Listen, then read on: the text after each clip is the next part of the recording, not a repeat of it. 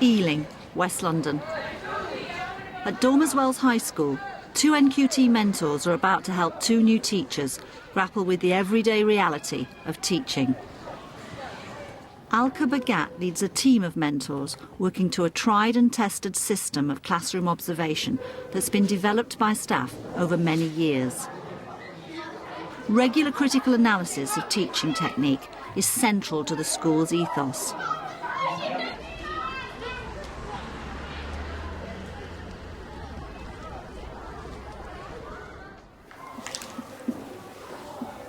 NQT Paul Craven is about to teach a geography lesson on the complex issue of globalisation.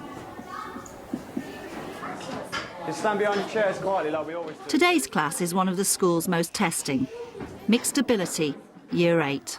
Tricia, will you mind going next to Nadir? Paul is being observed by advanced skills teacher Justin Guntrip.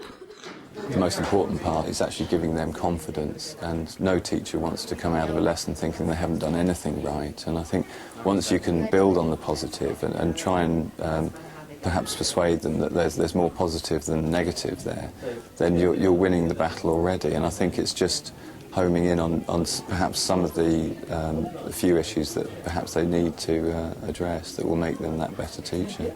I want you to do what you normally do. Sit down nice and quietly. Begin this cryptogram, please. The one who gets it first will get a merit from me.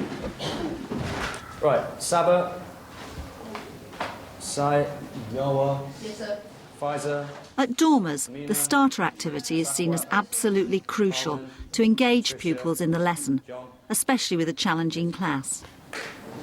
Anyone there yet? First word is can. Big clue. Can you solve the something? Mystery. Yeah. What do you solve? Usually mysteries, yeah. Of Who is to blame for Anne losing her job? Fantastic. Nadir. Yes. Who is to blame for Annie losing her job? Good man. The thing I have always found advantageous is to actually try and write down everything that actually happens in the lesson and try and do a sort of minute-by-minute account of it. I think it gives you a good talking point to actually go back over the lesson, and I think it shows that you've been thorough enough in your observation. Overall, I'd say it's a very interesting lesson with some inventive, original exercises, definitely. You've got a fantastic manner with the students. I think you really keep them on their toes, and I think it forces them to join in either orally or cognitively, you know, if they're not actually contributing. So, how are we going to solve this mystery? In pairs, I'll give you an envelope. Same title as there. Who is to blame for Annie losing her job? And I want you to come up with the answer. But importantly, I want you to consider all of the information carefully. Everything you say, when I ask you afterwards about, well, why did you come to that conclusion, that answer, I want you to tell me why. I want you to tell me a good reason why, okay? So in this envelope there are 25 statements. So I want you to read the statements, to put together all the bits of evidence, all the clues, to come up with the answer to who is to blame. Paul's mystery surrounds the fictional sacking of a British textile worker whose job has gone to the Philippines. He's asking pupils to work out who's responsible, hoping they'll realise that they themselves are partly to blame as consumers of high street fashion.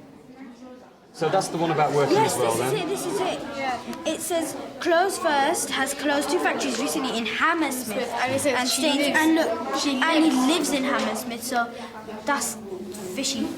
So where is her job gone? I don't know, it's gone to...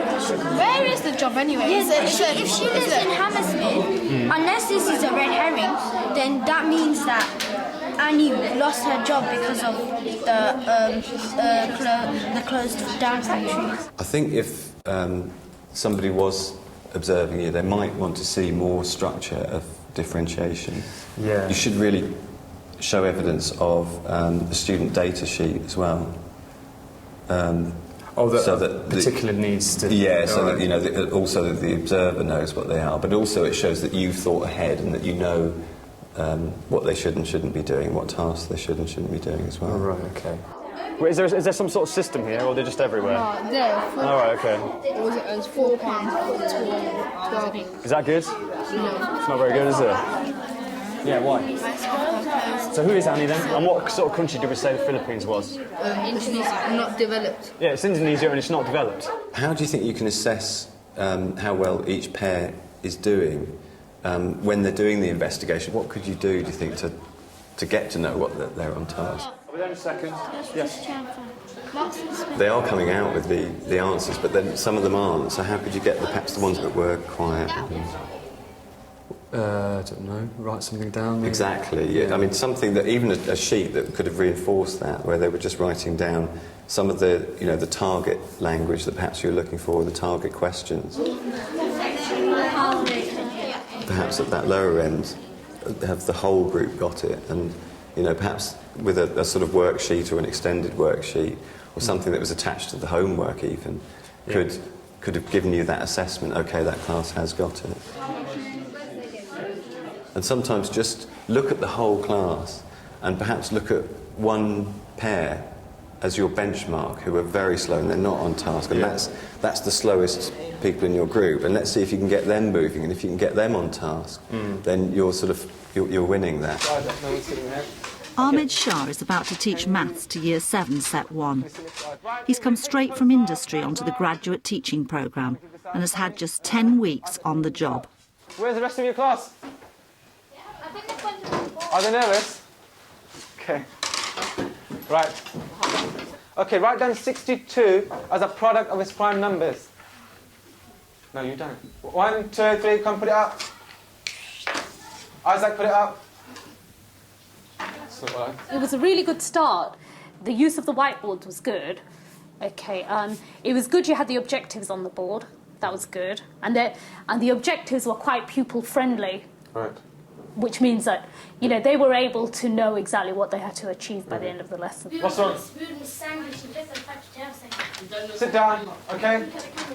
Just sit down now. And then, as soon as those 7 pupils came in late, you were really thrown, weren't you? I was, because then you said, and you said this to, I think you meant it to yourself, but you said it out quite loud, and so the children heard. Right. And you said, what am I going to do with the rest of you? Stop now. Excuse me, you've ruined my lesson already by coming late. Right? Can you sit at the back seat, please? Okay, what am I going to do with you lot now? Right. Okay. And maybe you weren't aware that you'd actually said that. Right. But at that point, you said, okay, let's just move on to the main part of the lesson. Right. And I think what you should have done is said, okay, sit down really quickly. And what they could have done is, if you didn't want to give the rest of the whiteboards out because they were late, they could have worked with the person sitting next to them, and you would have still been able to carry on with your starter activity. We're just going to start with the main lesson now, okay? We haven't got enough time. We wasted a lot of time, right? You shouldn't have abandoned the starter, because that would have led on nicely to the main part. Because at the moment they think, the starter's not important, so just abandoned it, Right. And I think you could have got a lot out of the starter in order to lead you into your main lesson. Now, the try, listen everybody, the try means 3. So you need to remember that. The try means 3. Who can tell me some such shapes which are 4-sided? Square and a rectangle. Square and a rectangle. Said name 1. Oh, name 1. Yeah. Square. Billy? Diamond. Diamond, yeah. Anything else, Sahar? A kite. Okay, Catherine? Trapezium. Okay, good. And then you started with square, rectangle, rhombus, kite and trapezium. And I thought it would have been better to give maybe the students some sticky labels. So, Post-its. Give each pair 3 Post-its. And what they do is they write them on their Post-its, right? So it's practical. And what you do is then put all the Post-its on the board. And in that way, especially because it was a set 1, you would have got most of these that you wanted to talk about. Okay. Yeah? Right. It's just another way, isn't it, of extracting information out of them.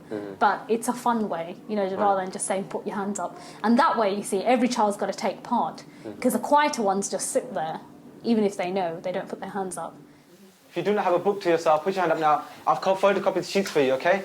You need these sheets for the whole chapter, okay? Put your hands up now. Mentors use a detailed observation plan that's constantly being refined by staff. It has 14 separate teaching targets, marked on a 6-point scale. Obviously, you've got to give them the positive aspects of the lesson as well, you've got to try and say positive things about the lesson. Then there always will be positive things, but you know, how do you build on the things that didn't go so well, or things that went well, but how could you have done them in a different way? So I think being honest with them is really, really important. It was good that you were well prepared, that you had your worksheets for those who didn't have their books with them. So, you know, quickly go through the worksheet, or you can say to them, right, I'm giving you 2 minutes to quickly look through the worksheet and put your hands up if there's anything you don't understand, and then you can just go over it with everybody rather than them putting their hands up all the time. See, do you have to make your own one up? Yes, you have to make your own up. Similar to the one. So you're saying, like, just connect them up? Yeah, just like that. Child, you don't understand something? So I said the polygons is a general name. When you were working on the board, there was a boy behind you. While you were doing the examples of the triangles, he was writing silly messages on his whiteboard and showing them to Isaac. So you've got to have eyes at the back of your head for this job. Under this category of Stop now. Is understood? When they're not using the whiteboard, you can say, right, put your whiteboards back in your bags. Right. And then it's finished with. Okay. Yeah, and then they can't draw any pictures. And when you give them out, you say, right, I don't want you to take the lid off until I tell you to do so. What I need to do now is to set some homework for you. You need to, firstly, take your diaries out, everybody. Excuse me, there's no need to talk now. Stop. Stop. Pop it down, please. Obviously, you're setting homework, but I looked at quite a few books. I looked at Marcus, Akash, Sahar, Isaac, Muhammad, Catherine. They were last marked on the 21st of November, and that was throughout everybody's book. So it's been nearly 3 weeks that they haven't been marked. So you do really need to collect them and get them marked, because especially with set one, they do so much work very quickly. And, you know, if you don't mark them once a week, then it means that you have a lot of catching up to do. And also, you can't then plan your lessons according to what they know and what they don't know. Nuani and Nikisha.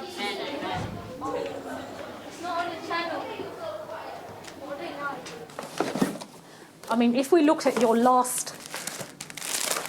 That was the first observation I did, right? Which was on the 15th of September. So that was 2 weeks after you came here, right? And if you look, all my ticks are in the development.